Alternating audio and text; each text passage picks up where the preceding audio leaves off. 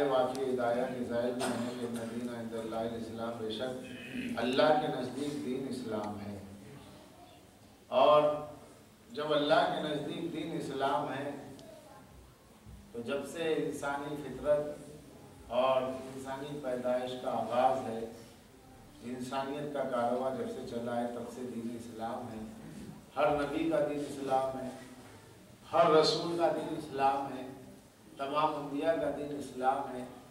عصمتوں کی ضمانت کا نام اسلام ہے، عصمتوں کے پیغام کا نام اسلام ہے، نبیوں کے رسولوں کے پیغام کا نام اسلام ہے۔ رسولوں میں کوئی فرق نہیں ہے پیغام کے اعتبار سے، اس لیے قرآن نے کہا لا نفرق بین احد من رسلہ، لیکن درجات کا فرق ہے، اس لیے فرمایا تلک الرسل فضلنا بعضهم علی بعض۔ تو ہماری گفتگو اسی پر ہوتی آئی ہے کہ اسلام کے بارے میں غلط پروپیگنڈے کے شکار تو اپنے بڑے بڑے ہو گئے کہ اسلام 14 سالہ ہے، جبکہ حقیقت یہ ہے کہ اسلام آدم سے لے کر کے آج تک ایک ہی دین ہے۔ شریعتیں الگ الگ رہی ہے لیکن دین ایک رہا ہے، دین کے اصول ایک رہے ہیں، اور جو چیز کہیں کمی اور کہیں بیشی اور کہیں نرمی اور کہیں سختی پائی گئی تو وہ شریعت کے اعتبار سے ہے، کہیں احکام سخت ہے کہیں احکام نرم ہے، مگر جہاں تک دین کی بات ہے تو دین کے اصول پرفیکٹ ہیں اور وہ حضرت آدم سے لے کر آج تک مسلسل برقرار ہے۔ تو یہ دین اسلام، یہ جو نبیوں کا پیغام رہا توحید کے بارے میں، تو اس میں سب سے بڑا دخل کردار کا ہے۔ کردار کے ذریعے نبیوں نے اپنے پیغام کو پہنچایا۔ خود سرکار دو عالم کی پوری لائف ہسٹری آپ کے سامنے ہے کہ 40 برس تک سرکار نے اپنے کردار کا کلمہ پڑھوایا، پھر اسلام کا کلمہ پڑھوایا، کیونکہ کوئی بہت ہی عجیب، بہت حیرت انگیز لیکن بالکل نئی بات ہو اور وہ سب کے نظریے کے خلاف ہو اور حق ہو تو اس کے پیش کرنے کے لیے، جبکہ وہ پاکیزہ نظریہ ہو، ایسی شخصیت کی ضرورت ہے کہ جس کی کردار میں کوئی دھبا نہ ہو۔ چنانچہ جب سرکار دو عالم نے نظریہ توحید کو پیش کیا تو 40ویں سال میں پیش کیا۔ 40 برس تک حضور کا جو کریکٹر قوم کے درمیان رہا، کافروں کے درمیان رہا، مشرکوں کے درمیان سرکار دو عالم کا جو کردار رہا، وہ کردار اتنا ستھرا تھا، اتنا اچھا تھا، چاند سے زیادہ اجلا تھا، سورج سے زیادہ روشن تھا، پھول سے زیادہ مہکا ہوا تھا۔ عزیزان گرامی، کردار مصطفیٰ اتنا عمدہ تھا کہ کافر و مشرک بھی رسول اللہ کو امین مانتے تھے، صادق مانتے تھے۔ جب لوگوں نے امین اور صادق مان لیا سرکار کو، جبکہ یہ بھی کہہ رہے ہیں کہ یہ ہمارے بتوں کے خلاف ہے، یہ ہمارے خداؤں کے خلاف بول رہے ہیں، مگر حضور کو سچا بھی کہتے تھے کہ یہ تو ہے تو صادق، ہے تو سچا، ہے تو امانت دار، بڑی امانتوں کا رکھنے والا، بڑا امین، کسی امانت میں خیانت نہیں کرتا۔ ہم پتھر مارتے ہیں لیکن یہ امانت واپس کر دیتا ہے، ہم گالیاں دیتے ہیں مگر یہ ہماری امانتوں کو واپس کر دیتا ہے۔ تو یہ ہم جیسا نہیں ہے۔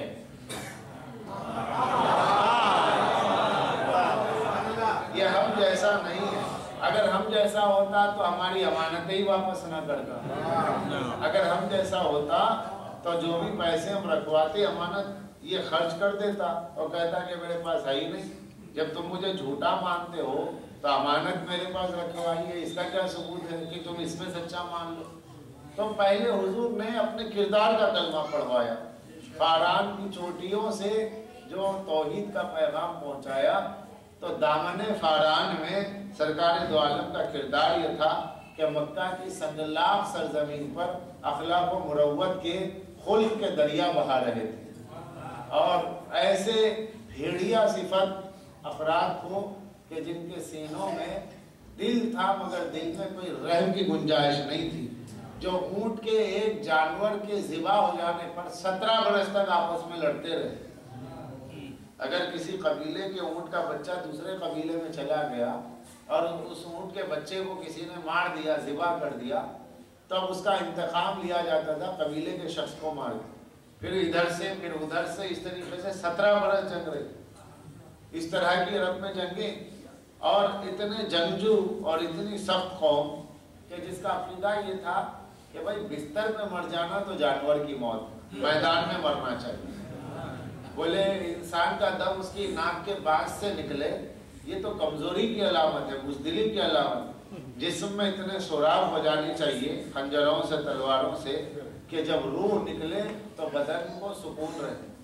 یہ عربوں کے اشعار ہیں، میں جو باتیں آپ سے کر رہا ہوں عرب جاہلیت کے اشعار، سبع معلقہ وغیرہ، یہ سب ترجمے ہو چکے ہیں اردو میں اب اس ٹائم، دیوبند سے جو کام ہو رہا ہے ترجموں کے ساتھ۔ تو وہ اشعار کو آپ دیکھیے تو اس میں ملے گا لوگ فخر کرتے ہیں۔ اگر کسی کی لاش پہ ٹکڑے ہو گئے تو وہ قبیلے کا آدمی اپنے آدمی پہ فخر کرتا ہے کہ میں اس کا بیٹا ہوں جس کے بدن کے ٹکڑے ہو گئے تھے، جو اپنے گھر میں نہیں مرا تھا۔ یہ فخر کی بات۔ اور اتنے سب دل کہ دشمن کو مارنے کے بعد میں اس کے سر کو سکھایا جاتا، اس کے بعد اس کی کھوپڑی میں جب تک شراب نہیں پی لیتے تھے اس وقت تک ان کے دل کو سکون نہیں ہوتا۔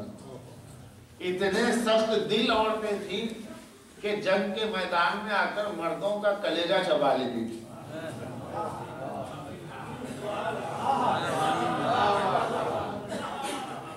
یہ احوال ہے، جیسا کہ حضرت معاویہ کی اماں کا کردار ہے کہ نہیں؟ جنگ احد میں رسول اللہ کا کلیجہ، رسول اللہ کے چچا، سرکار دو عالم کے چچا حضرت حمزہ کا کلیجہ چبایا۔ تو اتنے سخت دل عورتیں، اتنے سخت دل مرد، عورتیں بھی اتنی سخت دل ہوتی تھی کہ اگر مرد میدان جنگ سے واپس آتے تو نیزے لے کے کھڑی ہو جاتی کہ یہاں کہاں آ رہے ہو، واپس جاؤ، لڑو جاؤ، تو واپس کیسے آ گئے؟ عورتوں کے سامنے جانے مردوں کو شرمندگی ہوتی تھی کہ ارے بھائی سینے پہ زخم لے کے نہیں جا رہے، پیٹھ پہ لے کے جا رہے، تو عورتوں کو صورت نہیں دکھاتے تھے۔ ایک عجیب جنگجو قوم جس کے پاس پانی تھا نہیں، شراب تھی۔ پانی اگر کہیں مل جاتا، کنواں مل جاتا کسی کو، تو وہ اگر کسی قبیلے میں کنواں رہے تو وہ پورے عرب میں مشہور ہو جاتا کہ وہ قبیلہ جس کے پاس پانی کا کنواں ہے۔ مگر شراب کی جہاں تک بات ہے تو سبھی پیتے تھے۔ ایسی قوم کے درمیان میں بغیر کسی لاٹھی کے، بغیر کسی تلوار کے، بغیر کسی سسٹم کے، صرف اپنے کردار کے ذریعے سرکار دو عالم نے وہ اصلاح فرمائی ہے کہ رہتی دنیا تک اگر دنیا دیکھنا چاہے تو ایسا ریفارمر، ایسا میسنجر پورے عالمی انسانیت میں نہیں مل سکتا۔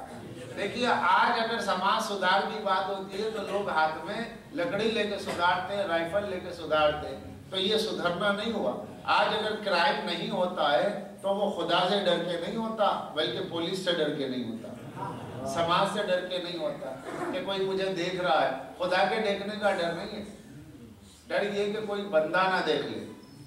خدا کے دیکھنے کا نہیں، بندے کے دیکھنے کا ڈر۔ تقویٰ کس بات کا نام ہو گیا؟ تقویٰ اس بات کا نام ہو گیا کہ جو بندوں سے ڈر گیا ہے وہی متقی ہے۔ تقویٰ پبلک میں سمجھ میں نہیں آتا، متقی پبلک میں سمجھ میں نہیں آتا۔ متقی، تقویٰ، پرہیزگار انسان کو سمجھنا ہو تو تنہائی میں سمجھنا۔ اگر وہ اکیلا ہے اور اس کے سامنے جو ہے 2-4 لاکھ روپے سامنے رکھے ہوئے ہیں، اگر وہ اٹھا لیتا ہے تو کسی کو خبر بھی نہیں ہے کون لیا اور کون گیا، لیکن اس کا دل کہہ رہا ہے کہ کوئی نہ دیکھا تو کیا ہوا، تیرا رب تو دیکھ رہا ہے۔ تو یہ تصور کہ میرا رب مجھے دیکھ رہا ہے، وہ بھوکا ہے مگر لاکھوں روپے کو ہاتھ نہیں لگاتا، یہ تقویٰ ہے۔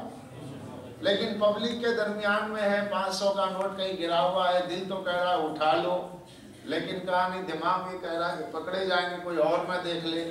تو عزیزو اس کا نام تقویٰ نہیں۔ تو ہماری سوسائٹی میں تہذیب، تقویٰ لوگوں سے ڈر کے جینے کا نام ہے۔ سرکار دو عالم نے بتایا کہ دیکھو انقلاب سوسائٹی میں نہیں آتا، انقلاب ذہنوں میں آتا ہے۔ سرکار دو عالم نے بتایا کہ انقلاب سوسائٹی میں نہیں، ذہنوں میں۔ سوچ کو بدل لو۔ جب تم اپنی سوچ بدل لو گے اور یہ سمجھ لو گے کہ تمہارا رب تمہیں دیکھ رہا ہے اور تمہارا پروردگار تمہیں دیکھ رہا ہے، تب یہ سمجھ لینا کہ تم کامیاب ہو، تم متقی ہو۔ تو سرکار دو عالم نے ایسے لوگوں کے درمیان میں کہ عزیزان گرامی جہاں پانی کی جگہ شراب پی جاتی تھی، لیکن وہاں ایسی اصلاح فرمائی ہے کہ جب شراب کا حکم آ گیا ممانعت کیا تو لوگوں نے مدینے کی سرزمین پر شراب کے دریا بہا دیے. اب کہہ رہے ہیں کہ ہم اس کی طرف دیکھنے کے بھی نہیں ہیں، اس لیے کہ قرآن کا حکم آ گیا ہے کہ شراب منع ہے، شراب حرام ہے. تو یہ جو تقوی کی اسپرٹ ہے یہ کہاں سے آئی؟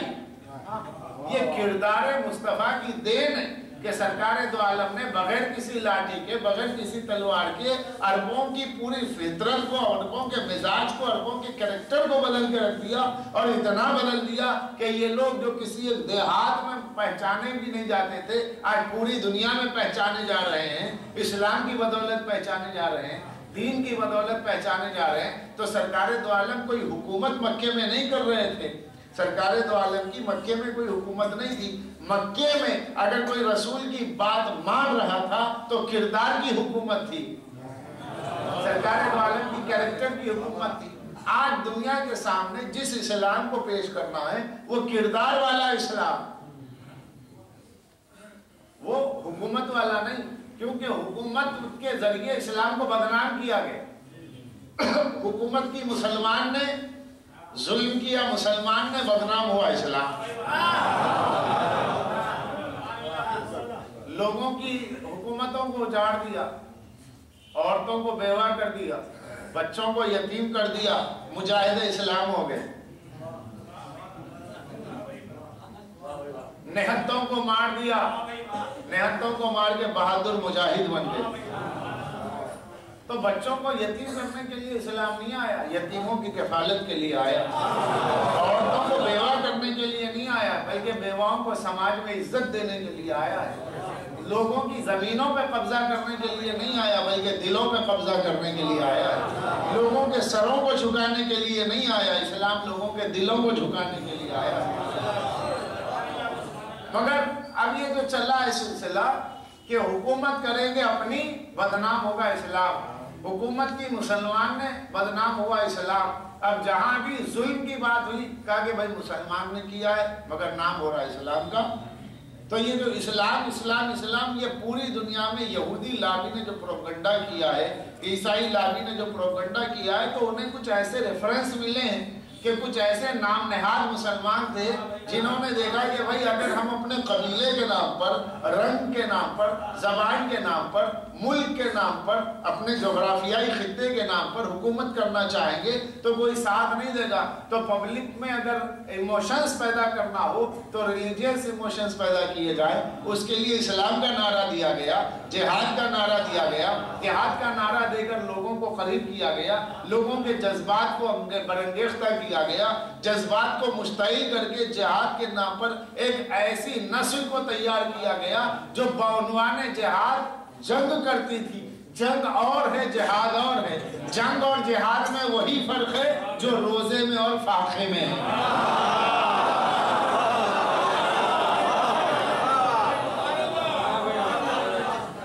جنگ اور ہے، جہاد اور. جہاد اور جنگ میں وہی فرق ہے جو روزے میں اور فاقے میں. فاقہ ہے اس کا کوئی اصول نہیں مگر روزے کے اصول ہیں. مگر اب جو کچھ کے بھائی مسلمان نے کیا بدنام اسلام ہوا. اب کوئی آنا چاہتا ہے دامن اسلام میں، ارے صاحب وہاں پہ کیا جانا ہے، وہ کوئی دین ہے، وہ کوئی مذہب ہے؟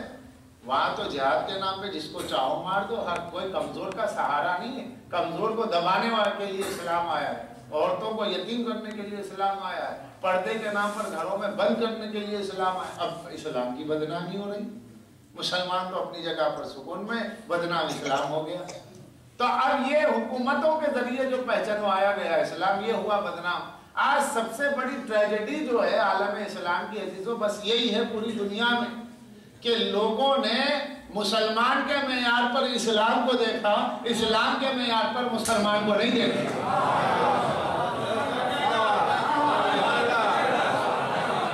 اگر اسلام کے معیار پر مسلمان کو دیکھیں تو بات سمجھ میں آئے. یہ دراصل میں مفہوم پیش کر رہا ہوں جناب امیر کے قول کا. رئیس العارفین امیر المومنین کا ارشاد گرامی نہج البلاغہ کلمات خسار میں ہے کہ یاد رکھو کہ تم اپنے اختلافات میں پریشان ہوتے ہو، اس کی وجہ یہ ہے کہ پہلے شخص کو سمجھو، پہلے حق کو سمجھو پھر شخص کو دیکھو. جب تم حق کو معیار بناؤ گے تو شخص خود بخود سمجھ میں آ جائے گا. لیکن تم نے حق کو معیار نہیں بنایا، شخص کو بنایا. جہاں شخص کو معیار بنایا جائے گا حق کمتر ہو جائے گا. جہاں حق کو معیار بنایا جائے گا شخص کی تہیں کھلتی چلے جائے گی کہ کون اچھا ہے کون برا ہے. اب پورے عالم اسلام کی ٹریجڈی بس اتنی ہے 73 فرقوں کے اختلاف کی کہ لوگوں نے حق کو معیار بنانے کے بجائے شخص کو بنا دیا. کہہ رہے بھائی فلاں کو برا کہہ رہے، فلاں کو برا کہہ رہے. بھائی فلاں کا کیا کہنا، فلاں کا کیا کہنا، فلاں حق ہے نہیں. حق کہاں ہے یہ دیکھیے، شخص کو نہ دیکھیے. تو لوگوں نے شخص کو دیکھا تو فرقوں میں بیٹھ گئے. اگر حق کو دیکھتے تو ایک مرکز پر ہوتے.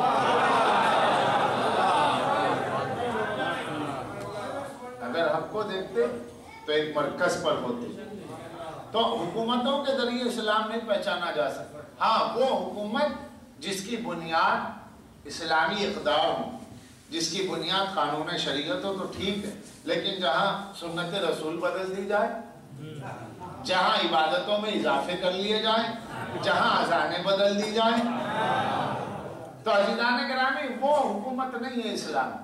اسلامی حکومت تو صرف اسلام کے لیے ہوگی. اسلامی حکومت ہوگی صرف اسلام کے لیے تاکہ مسلمان اطاعت کرے. اس لیے نہیں ہوگی کہ مسلمان کا نام ہو اور اسلام بدنام ہو جائے. تو یہ حکومتوں کے جو سلسلے چلے، اب آج بہت کھل کے لکھا جاتا ہے. اب تو ٹرانسلیشن بھی ہو گیا. جیسے منتخب التواریخ ہے، شاہجہاں کے دربار کا مورخ عبد القادر بدایونی جو شاہجہاں کے دربار کا ہسٹورین ہے، وہ لکھتا ہے. اور اس کا اب تو اردو ٹرانسلیشن بھی ہو چکا ہے، دلی سے کتابیں چھپ گئی ہے منتخب التواریخ.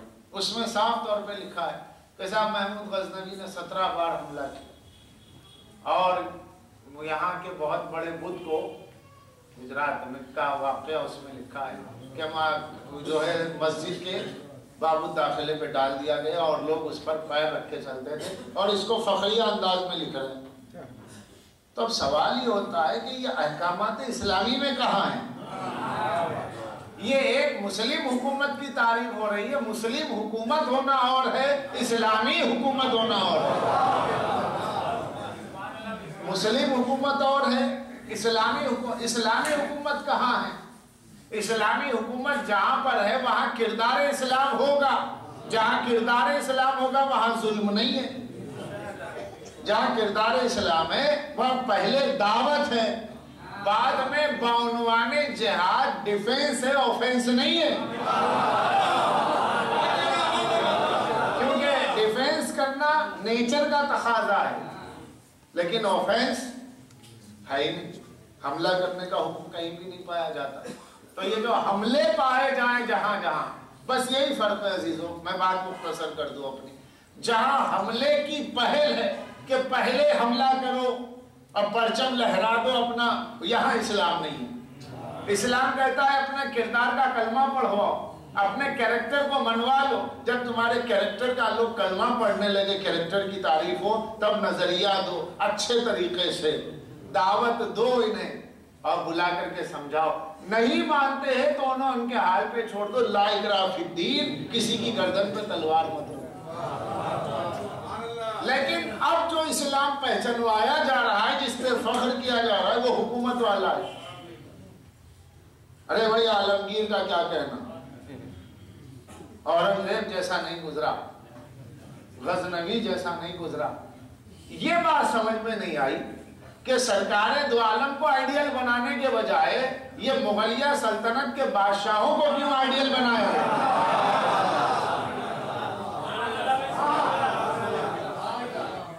اس کے پیچھے فلسفہ کیا ہے؟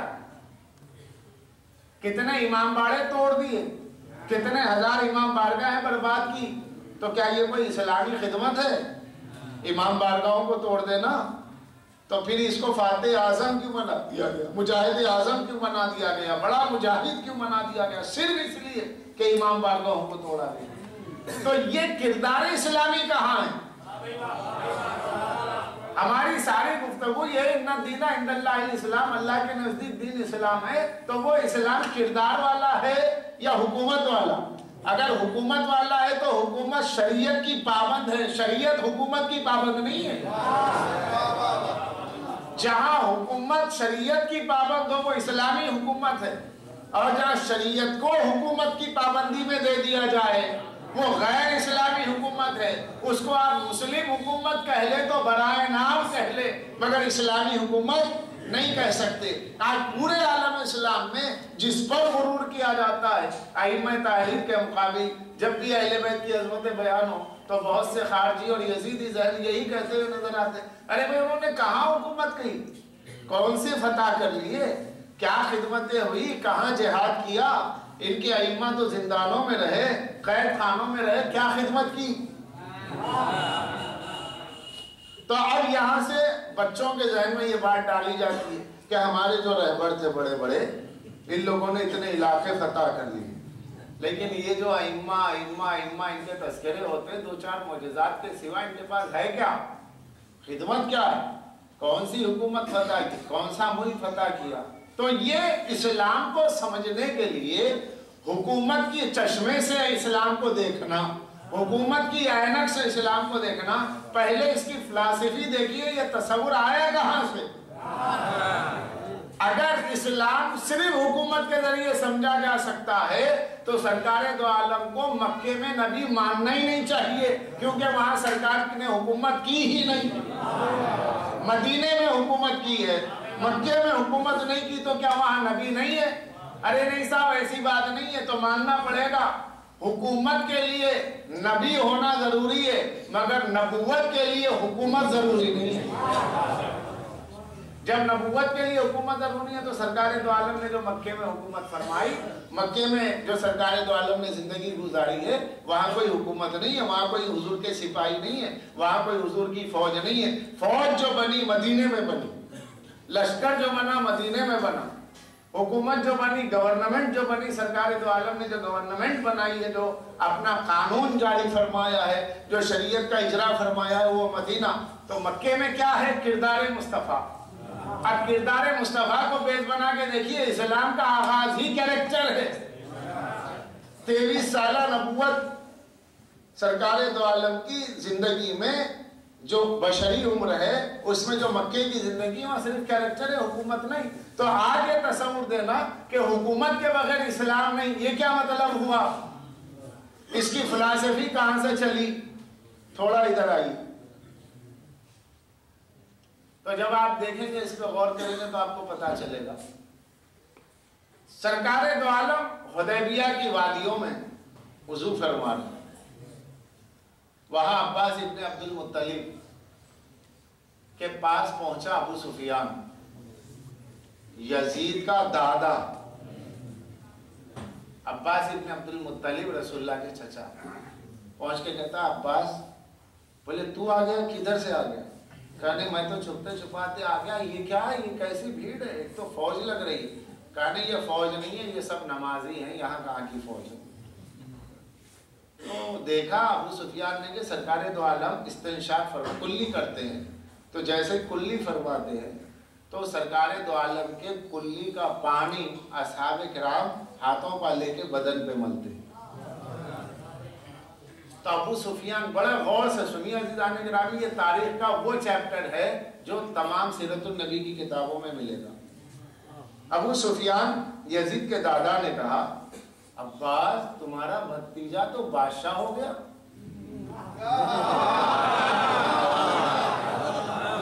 عباس، یہ عباس کون؟ رسول کے چچا عباس ابن عبد المطلب۔ عباس تمہارا بھتیجا تو حاکم ہو گیا، تمہارا بھتیجا تو بادشاہ ہو گیا، یہ تو اس کی حکومت ہو گئی۔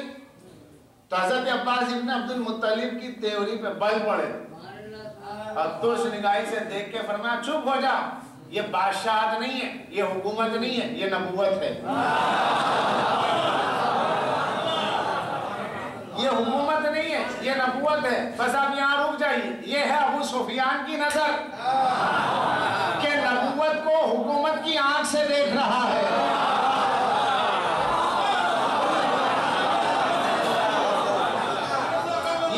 یہ ہے فکر کیا ابو سفیان کی کہ حکومت کی آنکھ سے نبوت नबूवत को देख रहा है, मगर नबी के खानदान में, नबी के चचा ने अपनी नजर से देखा तो कहा ये हुकूमत नहीं, ये तो नबूवत है। तो नबूवत को हुकूमत के जरिए पहचानना, नबूवत को हुकूमत के जरिए पहचानना, ये अबू सुफियान का नजरिया, ये बनु उमय्या का नजरिया। अब बनी हाशिम इसे नबूवत कहते थे, हुकूमत नहीं। तो अब अज़ीज़ान गिरामी, अब ये सिलसिला चला तो जिसने हुदैबिया में सरकारे दो आलम की शान को देखकर नबूवत को हुकूमत समझा, नबूवत को बादशाहत समझा, उसकी नस्ल में उमवियत में मुलुकियत रही, बादशाहत रही, बादशाहत रही, मुलुकियत रही। अब ये फलसफा चला, पैराए बदलते गए, अल्फाज बदलते गए, कालिब बदलते गए, लिबास बदलते गए, ना हकीकत बदली, ना रूह बदली, ना फिक्र बदली। फिक्र वही है। अबू सुफियान उस वक्त था काफिर, इस्लाम का ऐलान नहीं किया था, मगर देख कर कह रहा था ये तो हुकूमत है। तो जो सोचा था उसी में तो बाकी रहा। अरे नहीं, हुकूमत नहीं समझता तो अज़ीज़ान गिरामी फतेह मक्का तक खामोश क्यों रहता?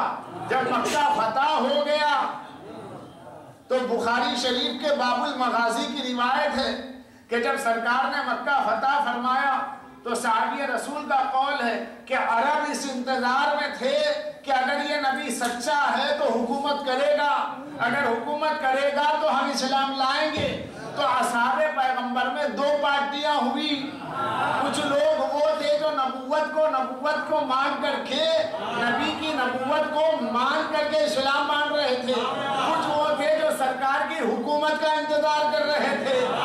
इसका मतलब ये हुआ, एक पार्टी थी किरदार मुस्तफा के लिए, एक थी रसूलुल्लाह की हुकूमत के इंतजार में। तो जहाँ किरदार वाले थे वो थे जिहाद वाले, जो थे हुकूमत वाले वो थे माले गनीमत वाले।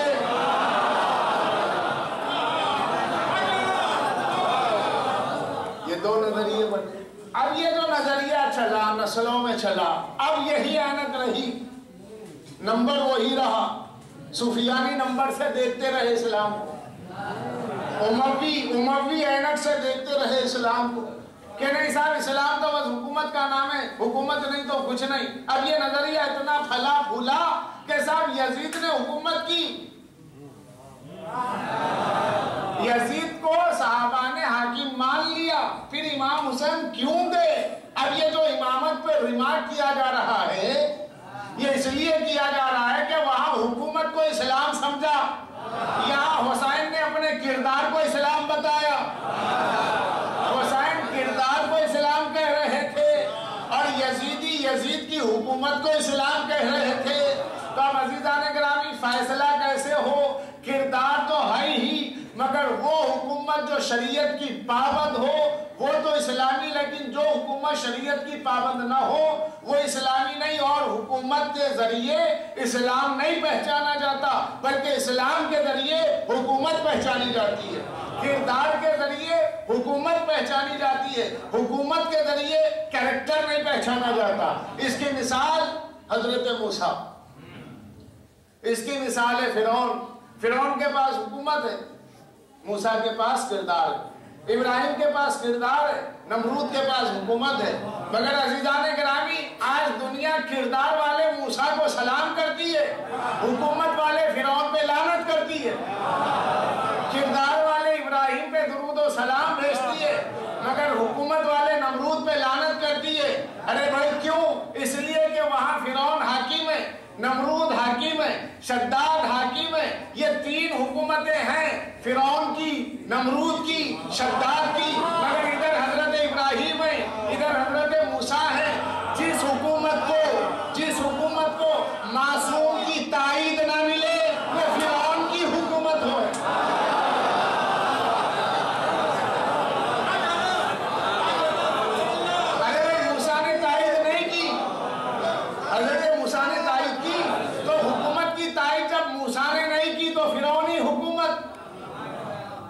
नमरूद की हुकूमत को इब्राहिम की ताईद न मिली। अगर ताईद इस्मत मिल जाए, ताईद नबूवत मिल जाए, اگر معصوم کسی حکومت کی تائید کرے تو وہ ہوتی ہے اسلامی حکومت. تو کیریکٹر معصوم پر، کردار معصوم کو معیار بنا کر کے پورے عالم اسلام پہ نظر ڈال کے دیکھیے کہ جہاں پر معصوم کا کردار تائید کرے تو وہ اسلامی حکومت ہے، ورنہ سمجھ لینا غیر اسلامی حکومت ہے.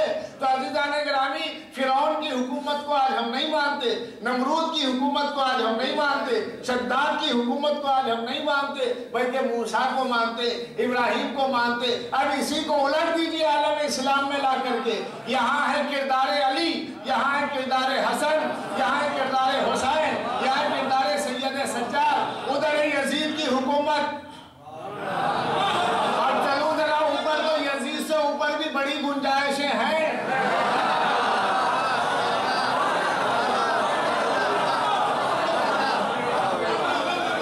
ادھر ہے کردار معصوم کا تسلسل، کردار امامت کا سلسلہ، کردار نبوت کا سلسلہ، کردار عصمت کا سلسلہ، مظلومیت کے کریکٹر کا سلسلہ، صبر کے کریکٹر کا سلسلہ. ادھر ہے ظلم کی حکومت، ادھر ہے جبر کی حکومت، ادھر ہے قہر کی حکومت. تو عزیزان گرامی، ادھر ہے حسینی کردار، ادھر ہے علوی کردار، اور وہاں ہے حکومتیں. اب حکومتیں نہیں رہی. آج حکومت کسی کی نہیں ہے، نہ عبد الملک کی حکومت ہے، نہ یزید کی حکومت ہے، نہ یزید کے باپ کی حکومت ہے. آج حکومت کسی کی نہیں ہے، مگر دنیا کلمہ کس کا پڑھتی ہے؟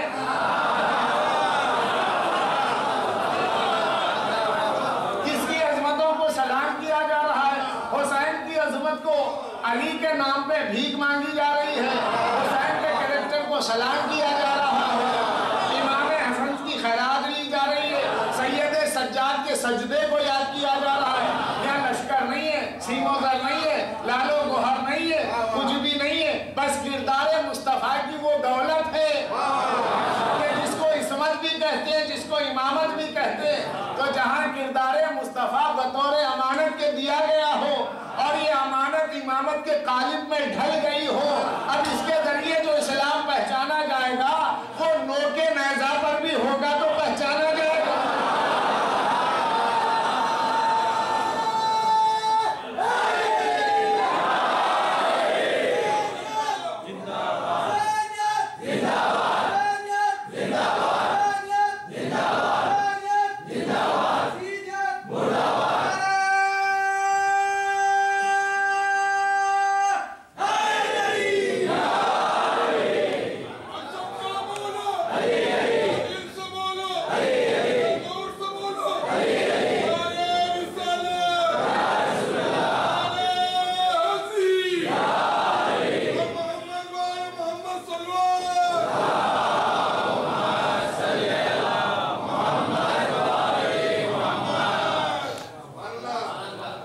کے ذریعے آج اسلام پہچانا جا رہا ہے. خلافت والا اسلام نہیں ہے. آج جو اسلام زندہ ہے وہ امامت والا ہے. اب اسلام 73 میں کس کے پاس ہے؟ فیصلہ کیجئے. خلافت والے ختم ہو گئے، امامت والا زندہ ہے. اب جو وہ زندہ ہے تو عزیزان گرامی اس کے کرم سے ہم زندہ ہیں. اب یتیم تھوڑا ہی ہے. باپ کے مرنے سے یتیم نہیں ہوتے، امام کے سر پہ نہ ہونے سے یتیم.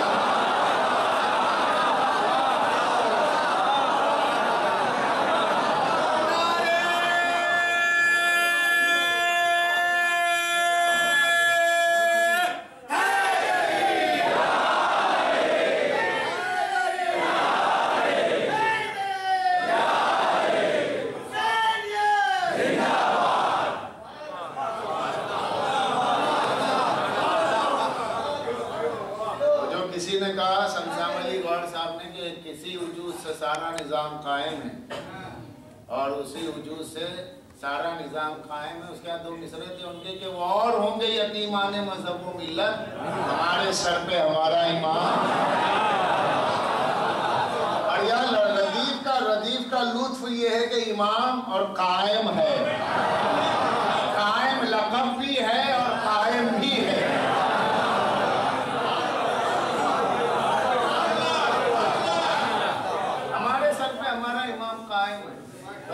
گرامی اب جس کا اب اسلام کس کے پاس ہے کس کے پاس نہیں، آسان چیز یہ ہے کہ جہاں حکومتوں سے اسلام پہچانا گیا، نہ وہ حکومتیں رہی نہ حکومت کرنے والے رہے، لیکن جہاں اسلام کردار سے پہچانا گیا، یعنی امامت سے پہچانا گیا، یعنی صبر سے پہچانا گیا، یعنی اثار سے پہچانا گیا، یعنی تقوی سے پہچانا گیا، وہاں پر امامت زندہ ہے، امام بھی زندہ ہے، تو جس کا امام زندہ ہے اس کا دین زندہ ہے۔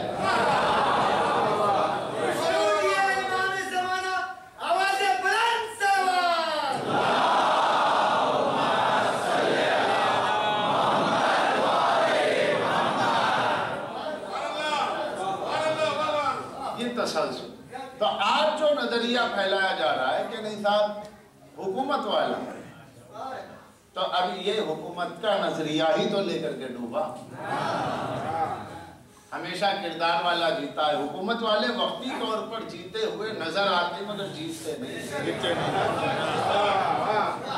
وقتی طور پر، اور جو وقتی طور پر جیتتا ہے اس کا جیتنا کیا ہوا؟ دنیا سمجھ رہی تھی یزید جیت گیا کیونکہ بیویاں اسیر ہو گئی، جب بیویاں اسیر ہو گئی، بچے قتل ہو گئے، جوان مارے گئے، بزرگوں کے سر نیزوں پہ آگے، تو بچا گیا، کچھ بھی تو نہیں بچا، لیکن یزید کا تخت سلامت، تاج سلامت، محل سلامت، لشکر سلامت، سب کچھ تھا، اور 1-2 سال نہیں 4 سال کی بات تھی تو لوگ خوش تھے کہ نہیں بھائی یزید جیت گیا، معاذ اللہ حسین ہار گئے، مگر ہوا کیا؟ آج کون زندہ ہے؟ آج کس کی قبر کا نشان ملتا ہے اور آج کس کی قبر کا نشان نہیں ملتا؟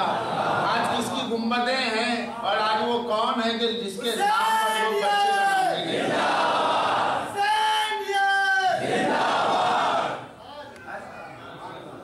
آج وہ بھی کہ جو یزید کی ہمنوائی کرتے ہیں، کوئی ایک گھر تو بتا دیجئے کہ جس گھر میں کہیں یزید کا نام دکھاؤ، کسی بچے کا نام ہے، بچے کا تو دور کی بات ہے، لوگ کتے کا نام بھی نہیں رکھتے۔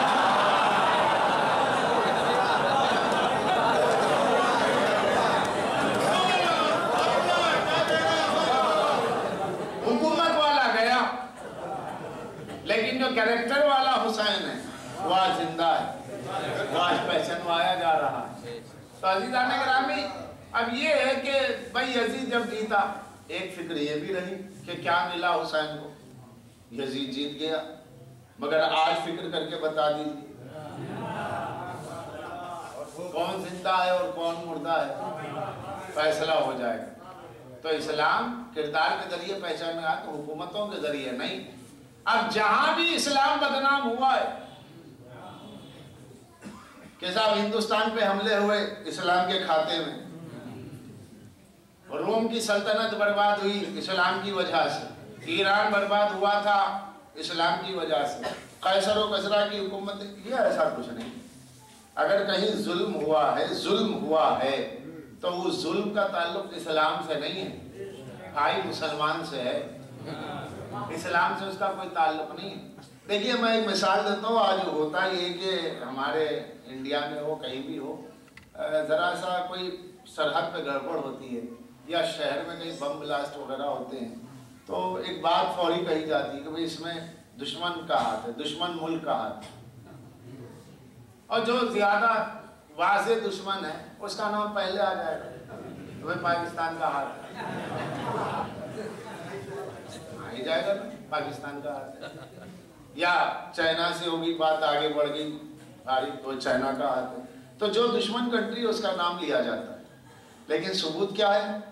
تو ہتھیار دکھائیں گے کہ صاحب یہ دیکھیے ISI مارک ہے، یہ دیکھیے یہ پاکستان کا ہتھیار ہے، یہ ویپنز ان کے پاس سے ملے، لہذا اس میں دشمن ملک کا ہاتھ ہے، اس کا ثبوت یہ ہے کہ دشمن ملک کا اسلحہ ہے۔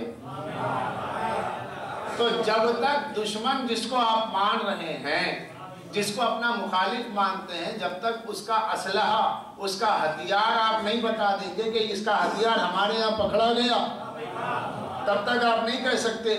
تو لائیے اسلام کے کھاتے میں آپ جتنے ظلم کی چیزیں ڈال رہے ہیں کہ بچوں کو اسلام نے یتیم کیا، بیوہ کر دیا عورتوں کو اسلام نے، سارے الزامات اسلام کے کھاتے میں، اسلام کے حق میں، لیکن اسلام کا اسلحہ تو بتائیے کیا ہے؟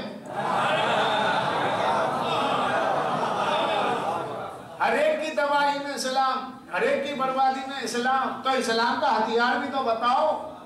دشمن کون ہے؟ کہا اسلام ہے ہمارا دشمن، اسلام نے مارا، اسلام نے مارا. تو بھی اسلام کا ہتھیار بھی تو بتائیے. یا ادھر والا بتائے یا ادھر والا بتائے، بتا دیے اسلام کا ہتھیار کیا ہے تو بتائے. یہ اللہ کو علم میں تھا کہ آنے والے دور میں اسلام کو بدنام کیا جائے گا، تو پروردگار عالم نے اسلام کا اسلحہ بھیجا. کہاں بھیجا؟ جنگ احد میں بھیجا.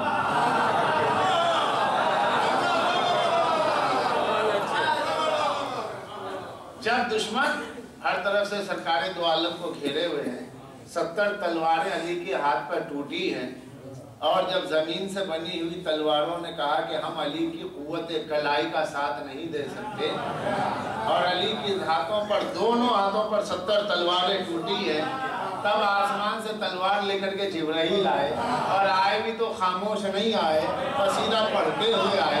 لا فتح الا علی، لا سیف الا ذوالفقار.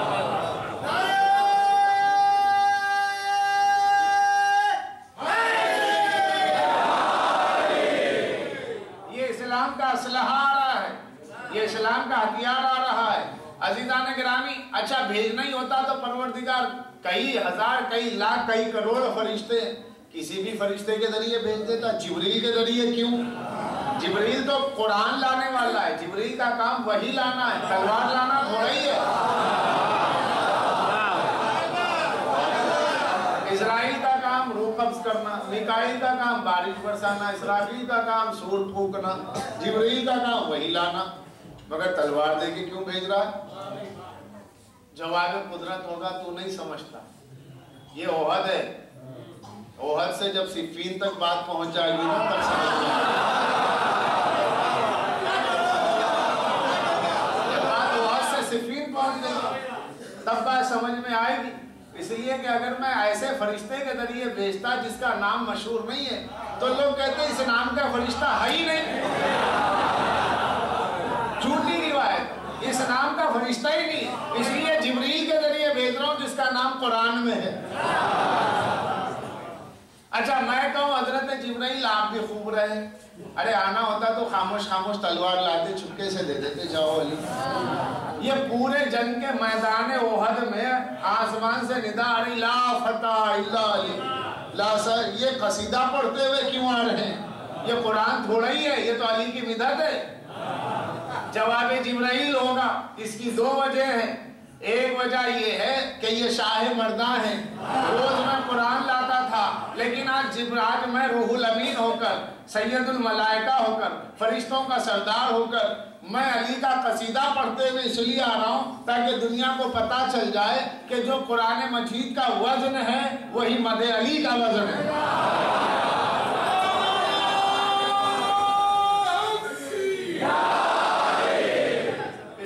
قرآن میں بھی علی کی تعریف ہے. آیت نما علی کے لیے، آیت تطہیر علی کے لیے، آیت انفاق علی کے لیے، آیت مباہلہ علی کے لیے، سورہ دہر علی کے لیے، اور سیوطی کی زبان میں 300 آیتیں علی کے لیے. تو جب قرآن میں علی کی شان میں آیتیں ہیں تو اگر میں قرآن کا لانے والا، میں اگر علی کا قصیدہ نہ پڑھوں تو کون پڑھے گا؟ تو لا فتح الا علی، لا سیف الا ذوالفقار. مصرع بھی بڑا عجیب ہے، ایسا لگ رہا ہے جیسے کلمہ توحید پڑھایا جا رہا ہے.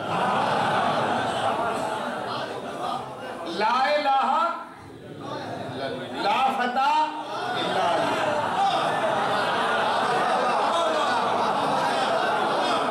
وہاں یہ کہا اللہ کے سوا کوئی معبود نہیں سوائے اللہ کے.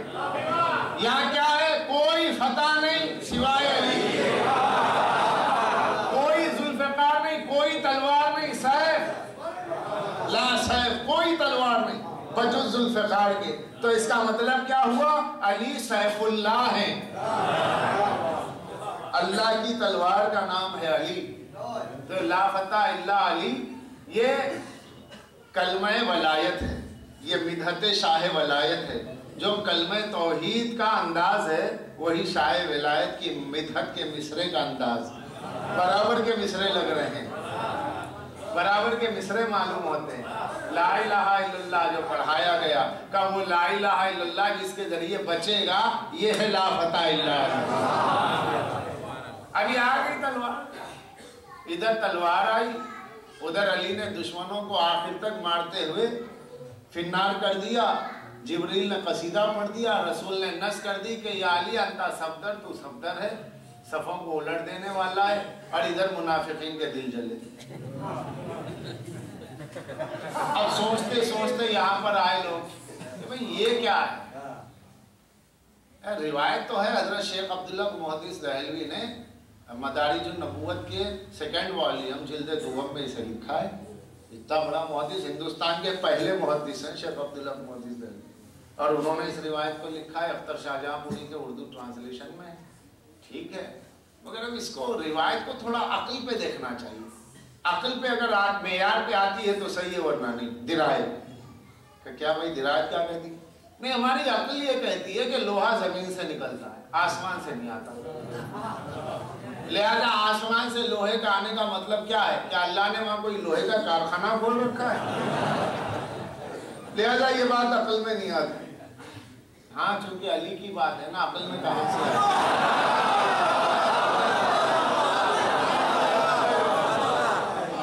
اس میں 2 باتیں. علی کی ذات اتنی بلند ہے کہ وہ عقلوں میں آ نہیں سکتی.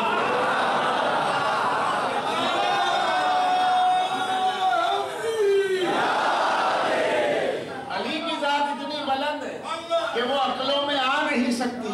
اور دوسری اہم بات اس سے زیادہ یہ ہے کہ علی کوئی کسی بے عقل کی سمجھ میں آ نہیں سکتا.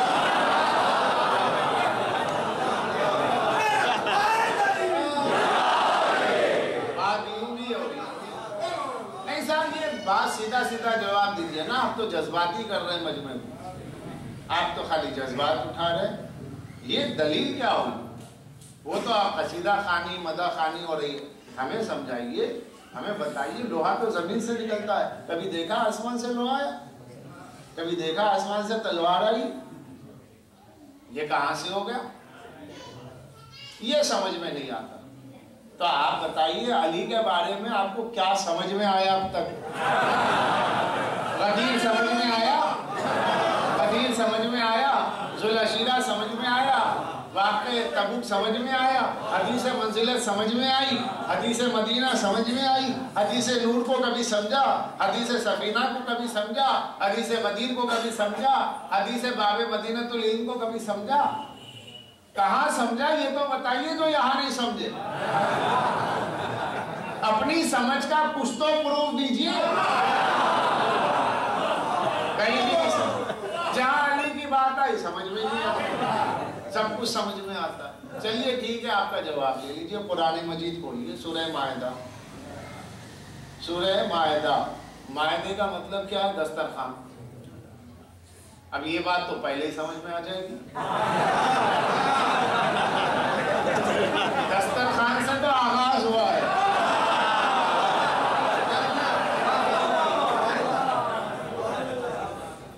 علی کے ذوالفقار کے صدقے میں, علی کی ذوالفقار کے صدقے میں, علی کے دم سے مال غنیمت کھا کھا کے لوگ اتنے بڑے غنی ہو گئے, اتنے امیر ہو گئے کیا جناب امیر کو سمجھ نہیں پا رہے.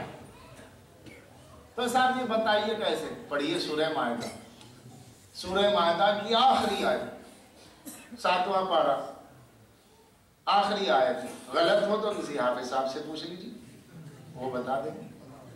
آیت ربنا انزل علینا مائدۃ من السماء تکون لنا عیدا لاولنا وآخرنا.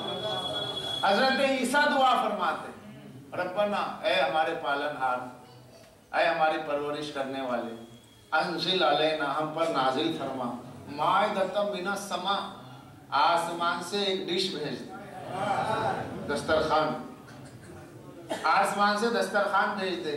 کیوں؟ عیدا لاولنا وآخرنا من السماء مائدۃ تکون لنا, تاکہ یہ ہمارے لیے بن جائے عید, خوشی, ہمارے اولین کی بھی خوشی، ہمارے آخرین کی بھی خوشی۔ تو حضرت عیسیٰ فرماتے ہیں پالنے والے اگر تو آسمان سے دسترخوان بھیج دے گا تو یہ میری امت کے اگلے اور پچھلوں کے لیے عید کا دن ہو جائے گا۔ ادھر حضرت عیسیٰ نے دعا فرمائی، ادھر آسمان سے آیا دسترخوان۔ اب جو آسمان سے دسترخوان آیا تو عزیزان گرامی حضرت عیسیٰ نے حوارین کو بلایا، اپنے مددگاروں کو بلایا، بلا کر کے کہا دیکھو یہ آسمان سے دسترخوان آیا ہے، کھاؤ۔ اب علامہ ابن کثیر ہوں یا کوئی ہو، جمال پور ہے ابن کثیر پہ زور دیا تھا۔ تو عزیزان گرامی بڑے بڑے مفسرین نے لکھا کہ جب آسمان سے دسترخوان آیا، انصار کھائے، کون؟ حضرت عیسیٰ کے مددگار کھائے، تو یہ جو آسمان سے دسترخوان آیا کہ نہیں آیا؟ کہا کہ صاحب آیا۔ تو اب پڑھیے پھر قرآن۔ حضرت موسیٰ نے دعا فرمائی، حضرت موسیٰ کی امت کے لیے آسمان سے من و سلوہ آیا کہ نہیں آیا؟ بھنے بھنائے پرندے۔ یہودیوں کو اللہ نے چکن 65 بھیجا آسمان سے۔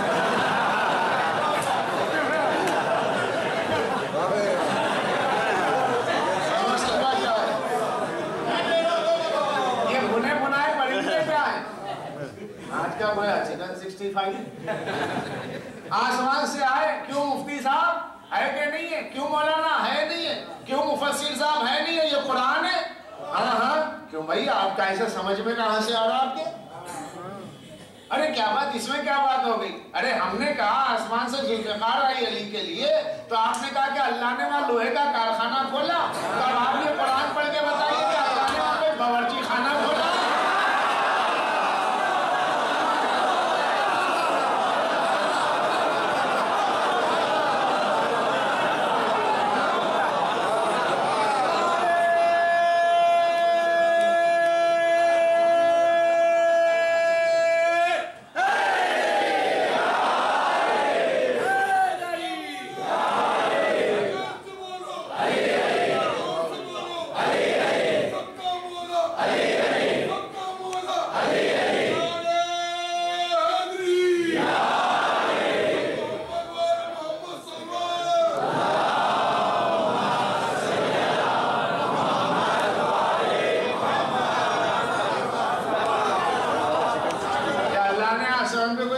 خانہ بنا رکھا ہے؟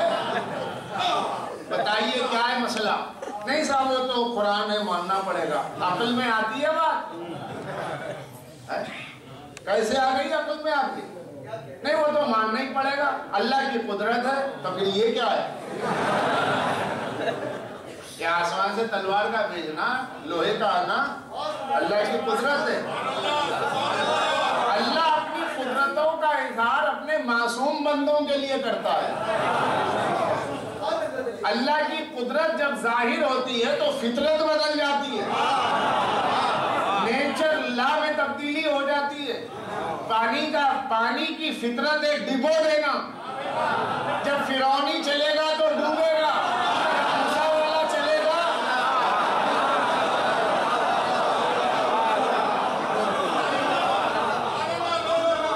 موسیٰ کے لیے دریائے نیل زمین کی طرح ہو گیا خشک، مگر فرعون والا ڈوبا، موسیٰ والا بچا۔ لفظوں کو بدل دوں، حکومت والا ڈوبا، کردار والا بچا۔ اب ایسے ہی قیامت کے دن پولیس رات کا دیکھنا، خلافت والا نیچے، امامت والا اوپر۔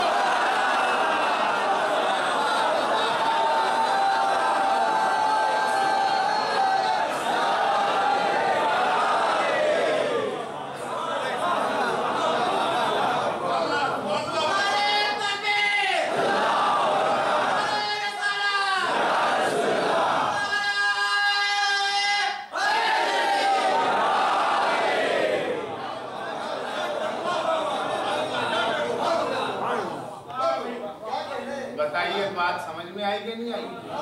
تو یہ ذوالفقار کیا ہے؟ اسلامی ہتھیار ہے، اسلامی اسلحہ ہے۔ اس کا لائسنس کس نے بنایا؟ مصطفیٰ نے بنوایا، مہر اللہ نے لگائی، اور جس نے لا کے دیا اس کو جبریل کہتے ہیں۔ اور یہ چلتا ہے معصوم کے ہاتھ سے، تلوار چلتی ہے ذوالفقار معصوم کے ہاتھ سے۔ یہ اسلحہ چلانے کے لیے بھی اللہ کی جانب سے ٹرینڈ سپاہی ہے، وہ نمائندہ ہے اسلام کا۔ اب عزیزان گرامی پہچان بن گئی، احد سے لے کر کے حنین تک ذوالفقار، اب ادھر رسول کی آنکھیں بند، ادھر ذوالفقار نیام میں، پھر ایک مرتبہ ذوالفقار پھر باہر۔ لوگوں نے کہا اب علی میں دم خم نہیں رہا، اب یہ خیبر والے علی تھے، خیبر کی بات گئی، خندق کی بات گئی، حنین کی بات گئی، اس لیے کہ علی جو خاموش ہے بات رسول، تلوار نہیں چلاتے، اب بازوؤں میں دم نہیں ہے۔ ارے نہیں صاحب، وہ رسول نے صبر کے لیے کہا ہے، صبر والی باتیں رہنے دیجئے، اب وہ دم نہیں تھا۔ اچھا نہیں تھا تو آیا مسلمان 3 ٹھوکریں کھا کے پھر علی کے پاس۔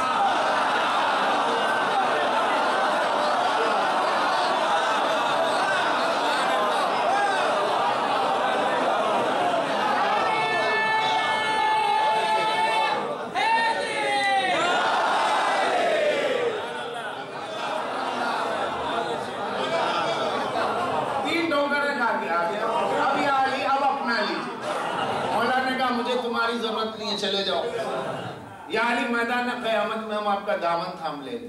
پالنے والے ہم گئے تھے علی کے پاس، مگر علی نے ہمیں دل سے نہیں لگایا، ہمیں نہیں بچایا۔ آج اسلام اکیلا ہے۔ ارے اسلام کائے کو اکیلا ہے؟ اسلام تمہارے پاس ہے یا علی کے پاس ہے؟ مسلمان اکیلا ہے یا علی؟ آج مسلمان اکیلا ہے۔ مدد کر، مدد کی۔ کوئی اور پولیٹیکل لیڈر ہوتا تو ایسی مشکل کی گھڑی میں قوم کو چھوڑ دیتا اور ملک سے باہر چلا جاتا، اکثر و بیشتر جو ہوتا ہے، مگر علی مذہبی رہنما تھے۔ علی مذہبی رہنما تھے۔ مذہبی رہنما میں اور سیاسی لیڈر میں فرق ہوتا ہے۔ آپ سیاسی لیڈروں کے معیار پر علی کو دیکھ رہے ہیں۔ ارے نہیں بھائی، وہ شیر خدا تھے۔ جب وہ شیر خدا تھے تو خاموش کیسے رہے؟ شیر ہے، شیر میں کتنی قوت ہوتی ہے۔ خدا کا شیر اور خاموش، خدا کا شیر ہے تبھی تو خاموش ہے۔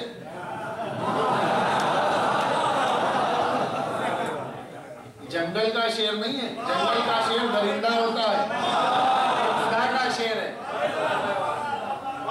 اسے خدا نے اپنے حقوق کی نگرانی کے لیے رکھا ہے۔ اب علی میں وہ دم خم نہیں ہے، دیکھ لیا بس خاموش ہے، خاموش۔ لیکن جب آئے ٹھوکر کھا کے لوگ کہا یا علی بچا لو، تو کہا ایک شرط، جب میرے پاس آ گئے ہو تو پھر میری بیعت نہیں توڑو گے، اگر توڑو گے تو پھر میں تمہیں سیدھا کر دوں گا۔ علی ہے اکیلے، مجمع ہے جمع غفیر، میں تم سب کو سیدھا کر دوں گا۔ یہ نہیں کہتے علی کہ میں ٹیڑھا ہو جاؤں تو تم سیدھے کر دینا۔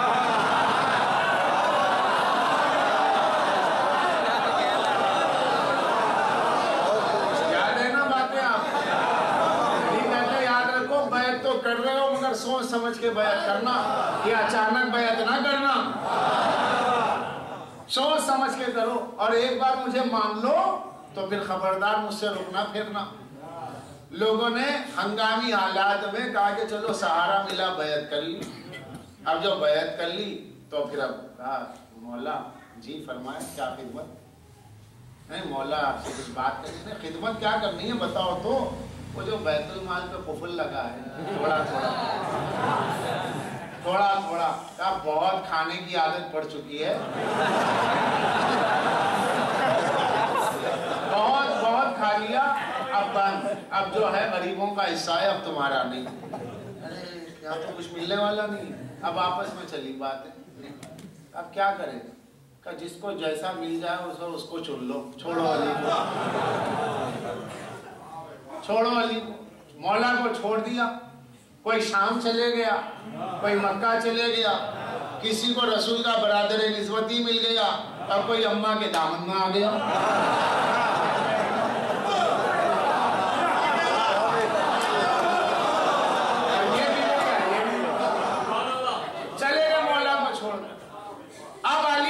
تھا، علی نے خبردار کیا تم نے بیعت کی ہے، وعدہ نبھاؤ. اب نئے نئے ہیلے کہ نہیں وہ جو قتل ہو گیا پہلے آپ قاتلوں کو پکڑیے، کہا تم جب ساتھ ملو گے میرے تبھی تو کام ہوگا. ابھی بیعت صبح ہوئی اور شام میرے مقابل میں کھڑے ہو گئے، کہا کہ نہیں نہیں ہم آپ کی بیعت توڑتے.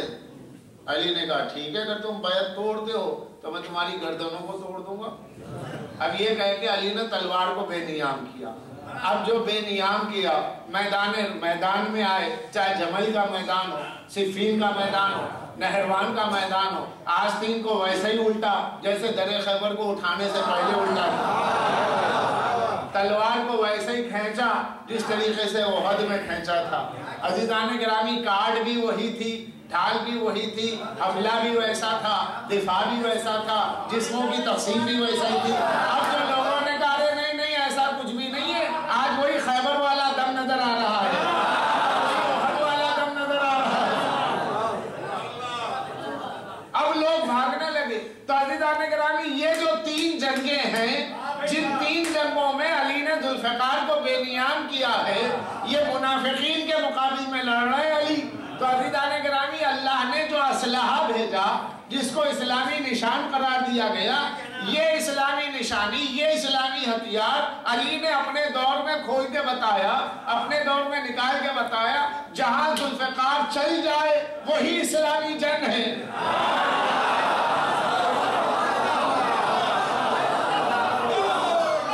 وہی اسلامی جنگ ہے. اب کوئی کسی کو کہیں بھی فتح کر لے، فتح کرنا اور ہے، اسلامی جنگ اور ہے. اب اس کے بعد میں کربلا میں ہے ذوالفقار. اب داد کربلا کہیں ذوالفقار نہیں ہے، اب ذوالفقار وہاں ہے. نیام ولی عصر میں ہے، ایسا ہی ہے جیسے قرآن غلاف میں، ایسا ہی ہے جیسے کعبہ غلاف میں، ویسا ہی ہے ذوالفقار آج نیام میں امام کے پاس. اب جو سرکار آگے لڑیں گے پھر ہوگی اسلامی جنگ. اس سے پہلے جو کچھ کی ہوئی وہ مسلم جنگ ہے، اسلامی جنگ نہیں ہے. کیونکہ احد کا ہتھیار نہیں ہے، لافتائی شان والا نہیں ہے، ذوالفقار نہیں ہے. اور جس جنگ میں ذوالفقار نہ ہو، نزول ذوالفقار کے بعد جہاں ذوالفقار نہ پائی جائے وہ اسلامی جنگ نہیں کہلائی جا سکتی. اب چاہے دنیا اپنے اپنے کتنے علاقے فتح کر کے سائن بورڈ اسلام کا لگا لے، مگر اس سائن بورڈ کے نیچے جو اسلامی ہتھیار کا مونوگرام ہے وہ ہے ذوالفقار حیدری. اگر یہ ہے تو سمجھئے یہ اسلحہ بھی اسلامی، ہتھیار بھی اسلامی. تو بتائیے جہاں ذوالفقار نہیں ہے وہاں آپ کو ظلم نظر آئے گا، لیکن جہاں ذوالفقار ہے وہاں ظلم بتائیے. مولا کہہ رہے ہیں جمل میں، مولا کہہ رہے ہیں صفین میں، رکو، بھاگتے والوں کا پیچھا نہ کرنا، پیچھے سے حملہ نہ کرنا. خبردار کوئی کسی کے بچے کو غلام نہ بنائے، کوئی کسی عورت کو کنیز نہ بنائے. خبردار کوئی ہتھیار چھوڑ کے جائے تو اس کے ہتھیار کو مال غنیمت نہ بنانا. جمل میں کچھ لوگ برہم ہوئے کہ یا علی ہم زخم کھا رہے ہیں، زخم دے رہے ہیں، ہمارے ہاتھ پیر کٹ رہے ہیں، ہم لوگوں کی گردنیں کاٹ رہے ہیں، ہمیں پیسہ ہی نہیں ملے گا، ہمیں مال غنیمت نہیں ملے گا. ہم کسی کی عورت کو کنیز نہ بنائیں، ہم کسی کے بچے کو غلام نہ بنائیں. یہ کون سی جنگ ہے؟ کہ یہ اسلامی جنگ ہے. کیوں؟ اس لیے کہ تمہارے سامنے جو لڑ رہا ہے وہ لا الہ الا اللہ محمد رسول اللہ کا مکھوٹا پہنا ہوا ہے. تو جب سامنے کلمہ طیبہ آ جائے، کلمہ توحید آ جائے تو حق کی بنیاد پر لڑائی ہوگی، مگر کفر اور نفاق کے درمیان میں پردہ ہے. جہاں کفر سے لڑائی ہوگی مال غنیمت لیا جائے گا، اور اگر منافق سے ہوگی تو مال غنیمت نہیں لیا جائے گا، کیونکہ یہ کلمہ طیبہ پڑھ رہا ہے. لیکن فتح الباری میں اور دیگر کتابوں میں ملتا ہے کہ بعض لوگ برہم ہوئے اور کہا کہ یا علی ہم تو مال غنیمت چاہتے ہیں. تو مولا نے کہا کہ کون ہے جو آگے بڑھ کے زوجہ رسول کو اپنی کنیزی میں لے؟ جیسے ہی فرمایا کہ ہے کوئی، کون ہے مقابل میں تمہارے؟ رسول کی زوجہ ہے کسی میں دم جو اپنی ماں کو کنیز بنائے؟ مجمع رونے لگا. یہ ہے شرافت نفسی، یہ ہے مذہبی قائد، یہ ہے مذہبی رہنما. کوئی اور ہوتا تو اپنی حکومت بنانے کے لیے اپنی ماں کا احترام نہیں کرتا تو روحانی ماں کا کیا کرے گا؟ مگر یہ علی ہے کہ دشمنی اپنی جگہ، دشمن میں نہیں ہوں، دشمن یہ ہے. میں مقابل میں نہیں گیا، یہ مقابل میں آئے. مگر عزت رسول کی قسم ہے، یہ میرے رسول کی حرم ہے. اور اگر کوئی اپنی زبان کو جنبش دے گا، اپنے ہونٹوں کو جنبش دے گا تو میں اس کی زبان کھینچ لوں گا. اس لیے کہ ہمارے مقابل میں زوجہ رسول عزت کرنی ہوگی. مال غنیمت کا مطالبہ مت کرو، کنیز بنانے کا مطالبہ کسی عورت کے لیے مت کرو. کس میں دم ہے؟ سب خاموش. علامہ ابن حجر اسقلانی شارح بخاری لکھتے ہیں کہ کسی نے پوچھا کہ بھائی دستور تو یہ ہے، یہ کیا ہے؟ تو اس کو کہتے ہیں علی کا کرم. علامہ ابن حجر فرماتے ہیں یہ علی کا کرم ہے. قانون تو کہتا ہے لے لو، مگر علی نے اپنے کرم سے بتایا کہ میں حاکم ہوں، چاہوں تو معاف کر دوں. دیکھو حکومت کے بھکاریوں، جس حکومت کے لیے تم میری بیعت توڑ رہے تھے، تمہاری گردن پہ تلوار رکھنے کے باوجود نہ میں تمہاری اولاد کو یتیم کر رہا ہوں، نہ تمہارا مال لے رہا ہوں. اس لیے کہ میں نبی کی آل کے لیے نہیں لڑ، نبی کی آل کے لیے لڑ رہا ہوں، تمہارے مال کے لیے نہیں لڑ رہا ہوں. اس آل کے لیے لڑ رہا ہوں کہ جس آل کو اسلام کا مستقبل کہا جاتا ہے، جس آل کو رسول کا کردار کہا جاتا ہے. ورنہ اگر میں اپنی حکومت کے لیے چاہتا تو آج حکومت میری بن جاتی، ایک طرف حسن کو ایک طرف حسین کو گورنر بنا دیتا. یہ کردار علی کا قصیدہ دنیا پڑھتی ہے. تو اسلام کردار کا نام، اور کردار کی دولت ہی سب سے بڑی. اور کربلا میں تو صرف کردار ہی کردار ہے، اور کیا. اور حضرت حر جو آئے ہیں تو وہ حکومت کو چھوڑ کر کے آئے ہیں، کردار کو سلام کرنے ہیں. ورنہ حضرت حر کے پاس کیا کمی ہے؟ لشکر سپاہ کمانڈر ہیں، جرنیل ہیں، لشکر یزید کے جرمن، تو کوئی کمی تو نہیں، سب کچھ ہے. مگر کدھر آ رہے ہیں؟ دریا چھوڑ کے پیاس کی طرف، زندگی چھوڑ کے موت کی طرف، حکومت چھوڑ کے غربت کی طرف، لال گوہر چھوڑ کر سیم و زر چھوڑ کر آ رہے ہیں بھوک و پیاس کی طرف. مگر حضرت حر جانتے تھے کہ کردار کا نام اسلام ہے، حکومت کا نہیں. حکومت تو فرعون کی بھی تھی، نمرود کی بھی تھی. حکومت کیا ہوتی ہے؟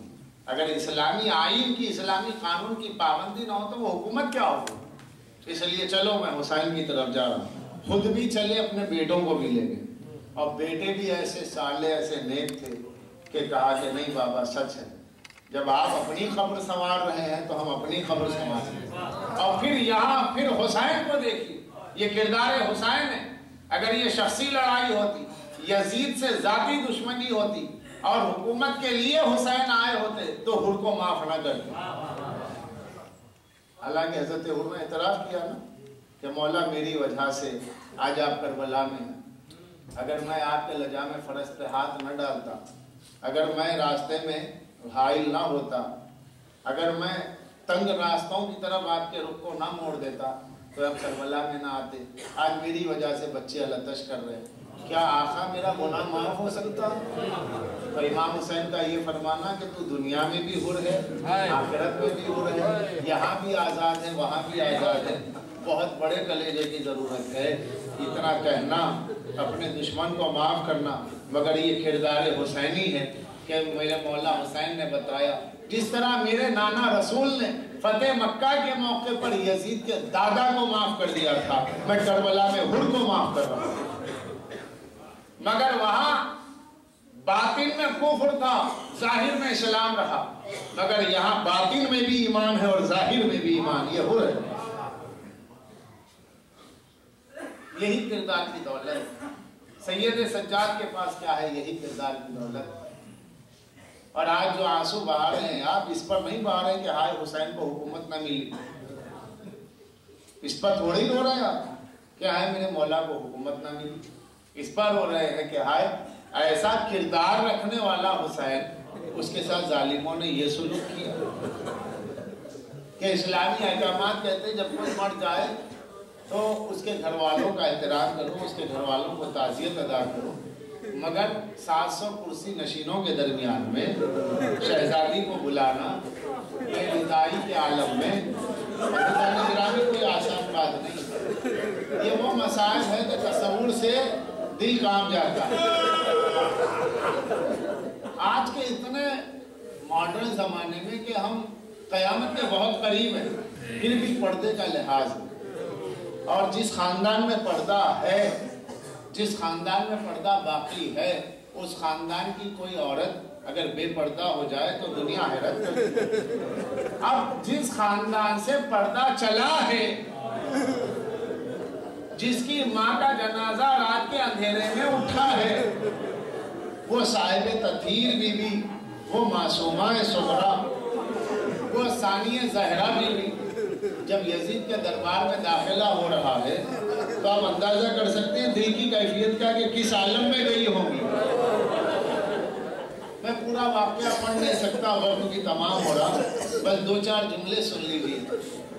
میں نے اپنے اساتذہ سے سنا کہ ابراہیم زنجانی، آیت اللہ ابراہیم زنجانی بہت مشہور شخصیت ہے، صاحب عقائد الاسلام، یہ جب زیارت شام کے لیے گئے تو ان کے لیے لکھا ہے کہ باب الداخل، باب الساعات، جہاں بیویوں کو 3 دن کے لیے ٹھہرایا گیا تھا، زیر سما چھت نہیں تھی، آج بھی وہ باب الساعات بنا ہوا ہے۔ آپ شام کی زیارت میں جو حضرات جا رہے ہیں دیکھیں گے، اور جو جا چکے ہیں وہ دیکھ چکے ہیں کہ آج بھی وہ نشان باقی ہے۔ تو ابراہیم زنجانی وہاں سے جب دربار میں داخل ہوئے تو داخل ہوتے ہوتے 3 بار بے ہوش ہوئے، 3 مرتبہ بے ہوش ہو گئے، واقعی بے ہوش ہو گئے، اتنا گریہ کیا بے ہوش۔ سید ابراہیم زنجانی شاگردوں نے پوچھا آیت اللہ سے کہ آقا ایسا کون سا آپ کو واقعہ یاد آ گیا، بیان کر دیجئے تاکہ ہم بھی روئیں، ہم تو آپ کے رونے کو دیکھ کے رو رہے ہیں، اور یہ مقام ہے بھی رونے کا کہ بیویاں یہاں بے پردہ رہی، مگر یہ تو بتا دیجیے آپ کو یاد کیا آیا؟ کچھ بھی نہیں۔ یہاں کیا یاد آنا؟ یہاں تو کچھ بھی یاد نہیں آتا، یہ جگہ ہی مر جانے کے لیے کافی۔ پھر بولے کچھ نہیں، میں باب داخلے سے، باب ساعت سے باب داخلے کے اندر جب داخل ہوا تو میں اپنے قدموں کو شمار کر رہا تھا اور اپنا وقت دیکھ رہا تھا کہ کتنے کم وقت میں میں یہاں سے یہاں پہنچ گیا، لیکن ہائے شہزادی کہ 3 دن لگے دربار میں جانے کے لیے، کیونکہ ایک رسم میں 12 گلے، ایک رسم میں سارے گلے ملے تھے، اور سب سے آگے جو گلا بنا تھا وہ چھوٹی سی بچی کا تھا۔ ادھر سید سجاد قدم اٹھاتے، کمر میں لنگر، ادھر بچی سکینہ بی بی آواز دیتی، اے بھیا سجاد، ارے ذرا آہستہ سے قدم اٹھانا، میرے گلے میں بندہ پڑ رہا ہے۔ کبھی بی بی آگے بڑھتی، سید سجاد کو مشکل، کبھی سید سجاد پیچھے ہٹتے تو بی بی کے لیے مشکل ہوتی، بیویاں قدم نہیں اٹھا سکتی تھی۔ یہ سن کر کے زنجانی نے کہا، یہ بیان کر کے آقا زنجانی نے کہا کہ میں سید زادہ، ارے میں کیسے برداشت کروں کہ آسمان ٹوٹ کے کیوں نہ گرا، زمین کو زلزلہ کیوں نہ آ گیا، کہ بیویاں یہاں پر کھڑی رہی، اور مجھے پھر وہ واقعہ بھی کہنا ہے کہ بیویاں دربار میں گئی، اس عالم کو دیکھ کر کے عزیزان گرامی ہند نکلی، اور جیسے ہی زوجہ یزید نکلی، کہا کہ یہ بیویاں دربار